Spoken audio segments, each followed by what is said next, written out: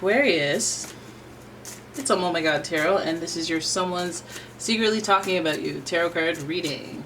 Let's have a look at who is talking about you, and then we'll get into what they're talking about. And here's your first card. Alright, oh, Aquarius, you got Pisces energy talking about you. And this energy is wistful, endlessly loving, compassionate, and forgiving. It confuses and softens resolve. So water energy, hopeless romantic energy, psychic energy. This person may have an intuitive impulse, which would be a neat reason why they're reaching out, talking about you, or having just any type of experience with you in the spiritual world. I mean, anything goes when it comes to these Pisces and their spirituality. Alright, and then your next card is, oh, did I read this? The energy is wistful, endlessly loving, compassionate, and forgiving. It confuses and softens resolve. I think I did read that, but better safe than sorry. So then we have Aries energy, and the energy around you is dynamic and spontaneous. Crusading impulsive action is likely. So you have the last sign of the zodiac and the first sign of the zodiac. So it's almost like you have the full zodiac just in a little blip. Not too much emphasis on the other energies, but these two. And so you have somebody who's very insightful, intuitive, and wise, and then you have somebody who's like, I will use that wisdom and I will act. I am bold, I am courageous. I will go ahead and do stuff, and I will go for it. So this person that's talking about you, they have a sensitive side. They also have a motivated or energetic side. And finally, we have Gemini energy. And the energy is communicative, mischievous, lively, witty, and informative. Stimulating exchange is possible. So Gemini is it's an air sign. It has twin energy. It's ruled by the symbol is the twins or whatever. But this sign in particular is also ruled by Mercury, planet of communication. So what they have to say may be clever, it may be witty, may be charming.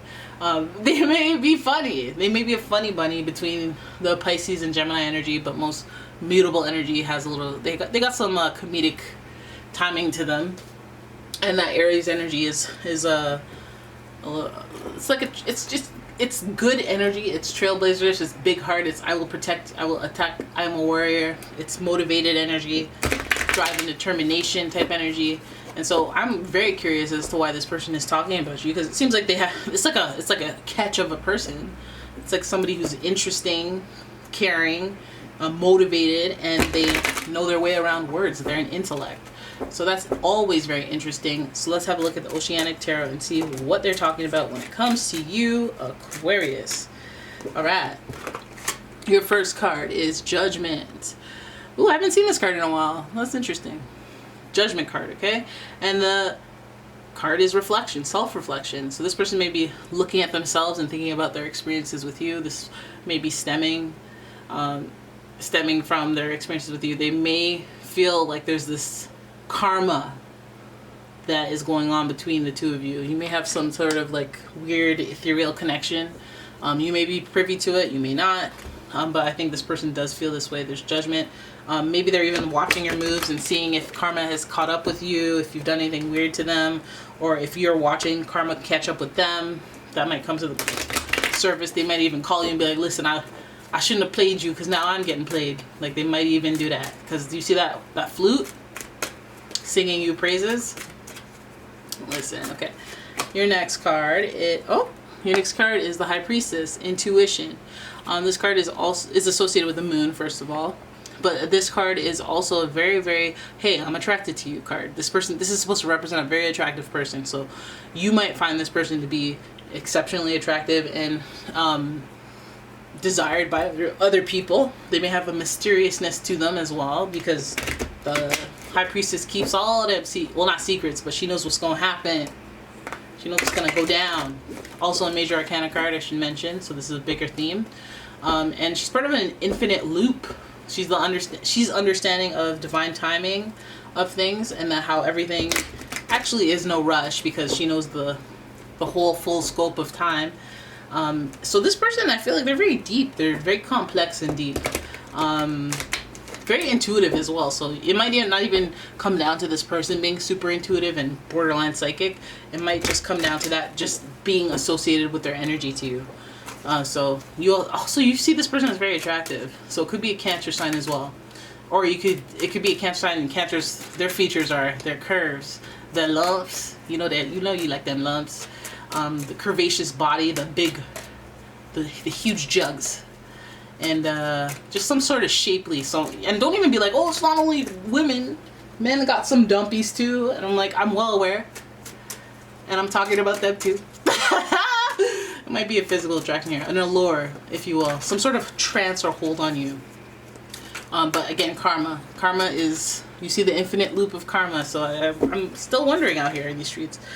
Then we have the Five of Swords, conflict. They may have gotten into it with you, had an argument, said something they didn't mean. With this 5, there's an unexpected change between you two. That could mean that you guys have been through some sort of, like, just been in different places with each other. The Five of Swords is like a place where it's a head scratching place, like wondering whether or not you should have said something or not have said something to this attractive figure, if you will. But again, I guess maybe that fallout or that point of contention may play a role in where you're at right now with this person. But it feels like there was a little bit of a conflict. It doesn't look like a massive conflict, but it feels like words were exchanged that weren't meant or regretted. And 5 is an uncomfortable word, so I'm guessing that there was some discomfort with interacting with this person.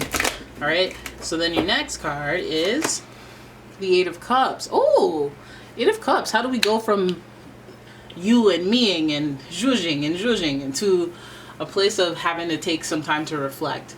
We already have self-reflection here, and the 8 of Cups does represent, going through the motions of change and trying to process what's going on, almost needing time to yourself to disconnect, unplug and refresh, replenish yourself by, when you're an introvert and you go out and you're around the crowd and you need like 3-4 days to just be by yourself and be like, I need to recalibrate. Like, it's feeling like this person's giving that energy, and it's almost giving us this kind of fool's journey story of this person coming to a place where they've had time to think about what went down and what let's have a look at the last card, and boom, they have good feelings. They got good feelings overall. They got good feelings. You being a part of their past, you being a part of their nostalgic view of the past, is giving for them. They like that. They feel positive about that. They feel positive about you. They feel this fondness towards you. So I'm wondering, this person seems like very casual and somewhat easygoing, but I feel like, again, this person is a hopeless romantic, a psychic, and this person is driven and determined. So they may want they may have that drive and that determination for the emotional connection that they feel with you. They may feel familiar with you. They may feel like you've known them before. Judgment and karma. I mean, this could attract karmic partners where you learn some of your greatest lessons, but you always feel a sort of connection with them. I feel like the High Priestess does also indicate some sort of not future, I guess, like some sort of unknown information that you will discover on time, in divine timing with this person. And the 5 of Swords will, I feel like the conflict is what drives that, is what ultimately leads you to a place where you're like, when I think about this person, I'm like, damn, thank God I blew it. Oh wait, no, that's the reverse meaning that I want out there. Beyonce, sorry, it's not you, it's me.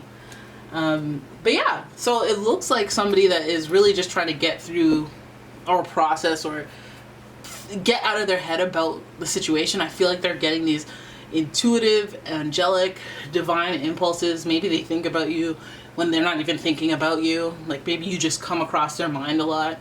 And so they talk about you for that reason, because it feels like it's very watery, it's very psychic and intuitive when it comes to this person. And the only thing that isn't is the conflict. So maybe even that conflict propelled them to, hey, I'm thinking about you, I'm thinking about that last interaction we had, thinking about that last fallout, thinking about that disagreement that we had. And overall, I'm just reflecting on it and seeing if I can deal with it, or seeing how it made me feel. And overall, I still have these fond memories of you, but I guess just because we have this reflection, or we have this through the 6 of Cups, I'm just maybe there's more to that conflict than thought. Maybe they held that against you and you don't even know it. Maybe they were able to move past it, but karmically they're waiting for your comeuppance to where somebody treats you that way, or somebody talks to you crazy, like the way they talk to you or the way you talk to them. There's karma being waited on by both parties, I feel like. Or, like, I mean, either way, sure. But there is a lot of divinity in this. There's a lot of, like, angelic signs and a lot of, like, maybe dreams about this person, or, you know, like, there's just a lot of energy that is unknown and very spiritual. And so you may be dreaming about this person, having impulses about this person.